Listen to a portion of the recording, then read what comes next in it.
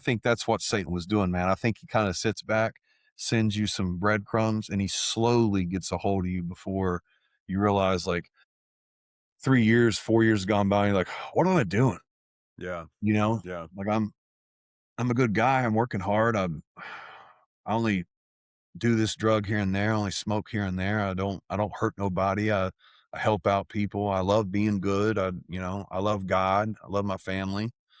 I think his goal is the ultimate goal of the enemy is to pull you as far away from God as possible, right? Yep. And 100%. that's what it was happening over years, just slowly by slowly. I wasn't mad at God. I wasn't upset with God. Wasn't blaming God. I was just slowly, very subtly, further and further away from Him before it's like, when was the last time I really talked to God and like had a relationship Yeah. when I need help? Yeah. When was the last time that I was like, I want to be the best version of myself and be fishers of men? You know, when Mhm. when was any of that? And I couldn't remember. Yeah, and so to your point about the mascara and the heels, it says in the Bible that Lucifer was God's most beautiful creation.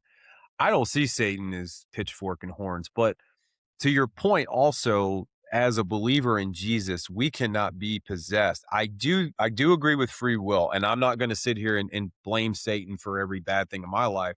But what I have learned through my older age is I think the enemy's number one goal is to keep men that love God and believe in God quiet.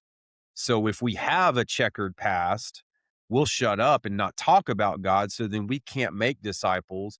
We can't spread the gospel because we're going to be filled with shame. And I'm getting goosebumps just thinking about this.